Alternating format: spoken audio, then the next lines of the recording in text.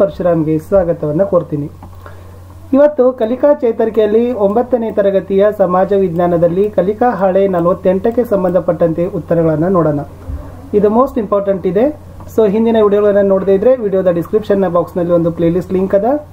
9ನೇ ತರಗತಿ ಸಮಾಜ ವಿಜ್ಞಾನ ಕಲಿಕಾ ಹಾಳೆಗಳ ಉತ್ತರಗಳು, ಅದನ್ನು ಒತ್ತಿದ್ರೆ ಇಲ್ಲಿಯವರೆಗೆ ನಾವು ಹಾಕಿರ್ತಕ್ಕಂಥ 9th ನ ಎಲ್ಲ SS ನ ಒಂದು ವಿಡಿಯೋಗಳನ್ನು ನೋಡ್ಬೋದು. ಸೊ ವಿಶೇಷವಾಗಿ ನಾವು 9ನೇ ತರಗತಿಯಲ್ಲಿ ಹಿಂದಿಯಲ್ಲಿನೂ ಕೂಡ ಕಲಿಕಾ ಹಾಳೆಗಳ ಉತ್ತರಗಳನ್ನು ಹಾಕ್ತಾ ಇದ್ವಿ. ಆ ವಿಡಿಯೋಗಳನ್ನು ಸಹಿತ ನೋಡ್ಬೋದು. ನಿಮ್ಮ FASA ಎಕ್ಸಾಮ್ನ ಮಾಡೆಲ್ ಕ್ವಶನ್ ಪೇಪರ್ ವಿಡಿಯೋಗಳಿದ್ದಾವೆ, ಅವುಗಳನ್ನು ಸಹಿತ ನೋಡ್ಬೋದು. ಮೋಸ್ಟ್ ಇಂಪಾರ್ಟೆಂಟ್ ಆಗಿರ್ತಕ್ಕಂಥ ಎಕ್ಸ್ಪೆಕ್ಟ್ ಮಾಡ್ತಕ್ಕಂಥ ಕ್ವಶನ್ಸ್ಗಳನ್ನು ಸಹಿತ ನಮ್ಮ ಯೂಟ್ಯೂಬ್ ಚಾನಲ್ನಲ್ಲಿ ಇದಾವೆ. ಸೊ ನಮ್ಮದೇ ಒಂದು ಟೆಲಿಗ್ರಾಮ್ ಗ್ರೂಪ್ ಅದ, ಸ್ಟಡಿ ವಿತ್ ಪರಶುರಾಮ್ ಅಂತ. ಅದರ ಲಿಂಕ್ ಈ ವಿಡಿಯೋದ ಡಿಸ್ಕ್ರಿಪ್ಷನ್ ಬಾಕ್ಸ್ನಲ್ಲಿ ಹಾಕಿದ್ದೀನಿ. ನೀವೆಲ್ಲರೂ ಕೂಡ ಬಂದು ಟೆಲಿಗ್ರಾಮ್ ಗ್ರೂಪ್ಗೆ ಜಾಯ್ನ್ ಆಗಿ ಅಂತ ಹೇಳ್ತಾ, ಇಂದು 9ನೇ ತರಗತಿಯ ಸಮಾಜ ವಿಜ್ಞಾನದಲ್ಲಿ ಕಲಿಕಾ ಹಾಳೆ 48ರ ಉತ್ತರಗಳನ್ನು ನೋಡೋಣ. ಕಲಿಕಾ ಹಾಳೆ 48 ಚಟುವಟಿಕೆ 1. ಕರ್ನಾಟಕದ ಕೆಲವು ಜಿಲ್ಲೆಗಳು, ಪ್ರದೇಶಗಳು ಪ್ರಮುಖ ಬೆಳೆಗಳ ಉತ್ಪಾದನೆಗೆ ಹೆಸರಾಗಿವೆ.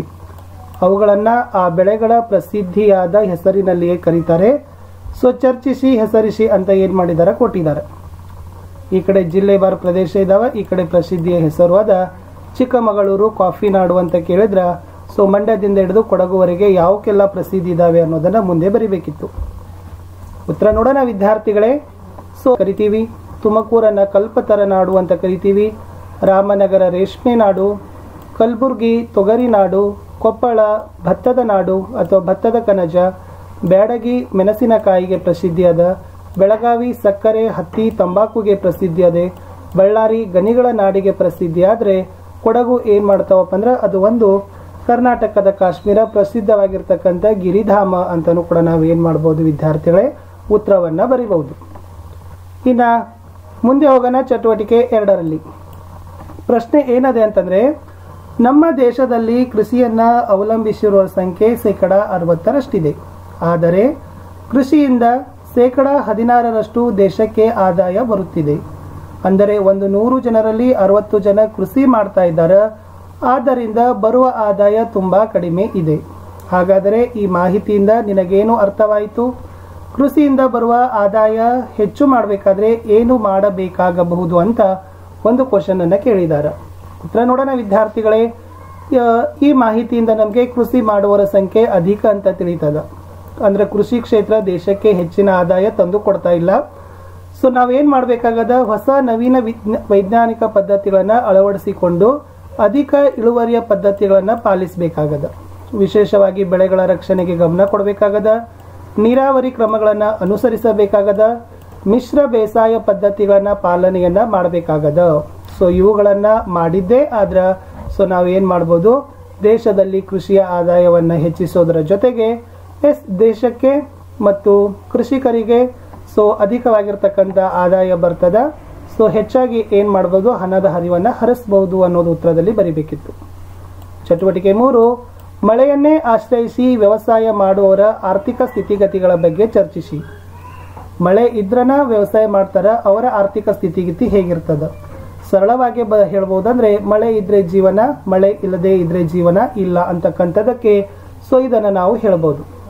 ವಿಶೇಷವಾಗಿ ಮಾನ್ಸೂನ್ ಮಾರುತಗಳೇ ಮಳೆಯನ್ನು ಅವಲಂಬಿಸಿ ಇರ್ತಾವ. ಮಾನ್ಸೂನ್ ಮಾರುತ ಬೀಸಿದ್ರೆ ಅಧಿಕ ಮಳೆ ಆಗ್ತದ, ಅಧಿಕ ಫಸಲು ಬರ್ತದ. ಈ ಮಾನ್ಸೂನ್ ಮಾರುತ ಬೀಸದೇ ಇದ್ರೆ ಮಳೆ ಬರೋದಿಲ್ಲ, ರೈತರು ಕಂಗಾಲಾಗ್ತಾರೆ, ಯಾವುದೇ ಬೆಳೆಗಳನ್ನು ಬೆಳಿಲಿಕ್ಕಾಗೋದಿಲ್ಲ, ಸೊ ಉತ್ಪಾದನೆ ಆಗೋದಿಲ್ಲ.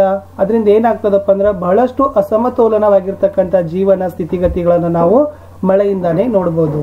ಅದಕ್ಕಾಗಿ ಹೇಳ್ತಾರೆ, ಕಾಲಕ್ಕೆ ಅನುಗುಣವಾಗಿ ಆಯಾ ಸಮಯಕ್ಕೆ ಅನುಗುಣವಾಗಿ ಮಳೆ ಬಂದ್ರೆ ಸೊ ಬಹಳಷ್ಟು ರೀತಿಯಾಗಿರ್ತಕ್ಕಂಥ ರೈತರ ಬದುಕು ಕೂಡ ಚೆನ್ನಾಗಿರ್ತದ. ಅಷ್ಟೇ ಅಲ್ಲದೆ ವ್ಯವಸಾಯವನ್ನು ಅವಲಂಬಿಸಿರ್ತಕ್ಕಂಥ ಬಹಳಷ್ಟು ಜನರು ಕೂಡ ಏನು ಮಾಡ್ತಾರಪ್ಪ ಅಂದ್ರೆ ಅನ್ನದಾತರ ಜೀವನನೂ ಕೂಡ ನಡಿಬೇಕಾದ್ರೆ ಸೊ ಅದಕ್ಕೆ ನಾವು ಕ್ರಮಗಳನ್ನು ಉತ್ತೇಜಿಸಲೇಬೇಕಾಗದ. ಚಟುವಟಿಕೆ 4. ರಾಬಿ ಮತ್ತು ಖಾರಿಫ್ ಕಾಲದಲ್ಲಿ ಬೆಳೆಯ ಸಾಮ್ಯತೆ ಮತ್ತು ವ್ಯತ್ಯಾಸಗಳನ್ನು ಬರಿಬೇಕು ಅಂತ ಕೇಳಿದ್ದಾರೆ. ಇಲ್ಲಿ ಫಸ್ಟ್ ರಾಬಿ ಬೆಳೆ ನೋಡೋದಾದ್ರೆ ಅದನ್ನು ಹಿಂಗಾರು ಮಳೆಯ ಕಾಲಾವಧಿ ಅಂತ ಕರೀತಾರೆ, ಅದನ್ನು ಹಿಂಗಾರು ಮಳೆ ಅಂತಲೂ ಕೂಡ ಕರೀತಾರೆ. ಬಟ್ ಖಾರಿಫ್ ಬೆಳೆಯನ್ನು ಮುಂಗಾರು ಬೆಳೆ ಅಂತ ಕರೀತಾರೆ. ಅಂದರೆ ಮುಂಗಾರು ಮಳೆಯ ಕಾಲಾವಧಿಯಲ್ಲಿ ಇದು ಏನಾಗ್ತದಪ್ಪ ಅಂದ್ರೆ ಬೆಳೀತದೆ. ಇದು ಒಂದೇ ವ್ಯತ್ಯಾಸ. ಇನ್ನೆರಡನೇದು, ಈ ರಾಬಿ ಬೆಳೆಗಳು ಅಕ್ಟೋಬರ್ನಿಂದ ಮಾರ್ಚ್ದವರೆಗೆ ಬೆಳೆಗಳನ್ನು ಬೆಳೀತಾರೆ. ಬಟ್ ಖಾರಿಫ್ ಬೆಳೆಗಳನ್ನು ಯಾವಾಗ ಬೆಳೀತಾರಪ್ಪ ಅಂತಂದ್ರೆ ಜೂನ್ನಿಂದ ಅಕ್ಟೋಬರ್ದ ಸಮಯದವರೆಗೆ ಬೆಳೀತಾರೆ. ರಾಬಿ ಬೆಳೆಗೆ ಮುಖ್ಯ ಉದಾಹರಣೆ ಗೋಧಿ ಅಂತ ಕೊಡ್ತಾರೆ. ಬಟ್ ಖಾರಿಫ್ ಬೆಳೆಗಳು ಭತ್ತ, ರಾಗಿ, ಹತ್ತಿ, ಜೋಳ, ಎಣ್ಣೆಕಾಳುಗಳು ಸೊ ಮುಖ್ಯವಾಗಿರ್ತಕ್ಕಂಥ ಬೆಳೆಗಳು ಏನಾಗಿದಾವಪ್ಪ ಅಂದ್ರೆ ಖಾರಿಫ್ ಬೆಳೆಗಳು ಆಗಿದಾವ ಅಂತ ಹೇಳ್ತೀವಿ.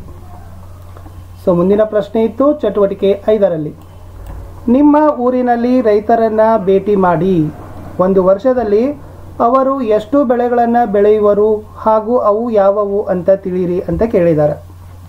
ಸೊ ನೀವು ರೈತರನ್ನ ಭೇಟಿ ಆಗಬೇಕು ವಿದ್ಯಾರ್ಥಿಗಳೇ. ರೈತರನ್ನ ಭೇಟಿ ಆದ ತಕ್ಷಣ ಅವರು ಒಂದು ವರ್ಷದಲ್ಲಿ ಎಷ್ಟೆಲ್ಲ ಬೆಳೆಗಳನ್ನು ಬೆಳೀತಾರೆ ಅನ್ನೋದನ್ನು ಪಟ್ಟಿ ಮಾಡೋಕ್ಕೆ ಹೇಳಿದ್ದಾರೆ. ಹಾಗಾದರೆ ನೀವು ಈಗಾಗಲೇ ಓದಿದಿರಿ, ಬೆಳೆಗಳನ್ನು 3 ವಿಧದಲ್ಲಿ ಬೆಳಿತೀವಿ. ಓಕೆ, ಸೊ ಖಾರಿಫ್ ಬೆಳೆ, ರಾಬಿ ಬೆಳೆ, ಜೇಡ್ ಬೇಸಾಯ ಅಂತ ಕರಿತೀವಿ.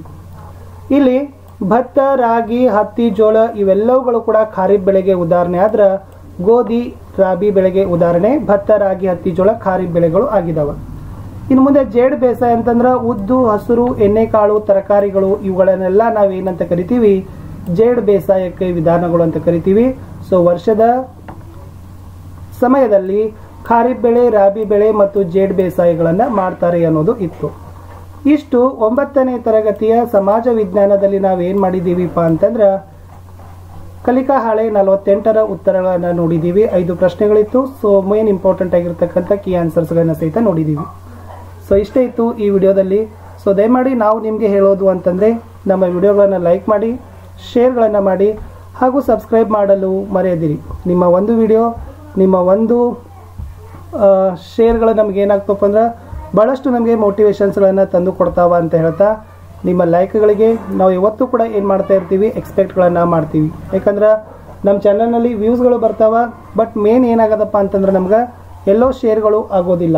ಸೊ ಅದೇ ನಮಗೆ ಏನನ್ನಿಸ್ತದೆ ಅಂತಂದ್ರೆ ಬೇಜಾರಾಗ್ತದೆ. ಸೊ ಆ ಕಾರಣಕ್ಕಾಗಿ ನಾವು ನಿಮಗೆ ಪದೇ ಪದೇ ಹೇಳೋದೇನೆಂದರೆ, ಸೊ ವಿಡಿಯೋಗಳನ್ನು ಲೈಕ್, ಶೇರ್ ಹಾಗೂ ಸಬ್ಸ್ಕ್ರೈಬ್ ಮಾಡಲು ಮರೆಯದಿರಿ ಅಂತ. ನಮ್ಮದೇ ಒಂದು ಟೆಲಿಗ್ರಾಮ್ ಗ್ರೂಪ್ ಅದ, ಆ ಟೆಲಿಗ್ರಾಮ್ ಗ್ರೂಪ್ಗೂ ಕೂಡ ನೀವುಗಳು ಬಂದು ಜಾಯ್ನ್ ಆಗಬೇಕು. ಯಾಕಂದ್ರೆ ನಾವು ಹಾಕ್ತಕ್ಕಂಥ ಎಲ್ಲ ವಿಡಿಯೋಗಳ ಅಪ್ಡೇಟ್ಗಳನ್ನು ನಿಮ್ಗೆ ಏನಾಗ್ತಾವಪ್ಪ ಅಂದರೆ ಬೇಗನೆ ಸಿಗ್ತಾವ ಮತ್ತು ನೀವು ಫಸ್ಟ್ ಟೈಮಲ್ಲಿ ನಾವು ಏನು ಮಾಡ್ಬೋದು, ನೀವು ವಿಡಿಯೋಗಳನ್ನು ನೋಡಬಹುದು ಅಂತ ಹೇಳ್ಬೋದು. ಸೊ ಸಿಗ್ತೀನಿ ಹೊಸ ವಿಡಿಯೋದಲ್ಲಿ. ಅಲ್ಲಿಯವರೆಗೂ ಬಾಯ್.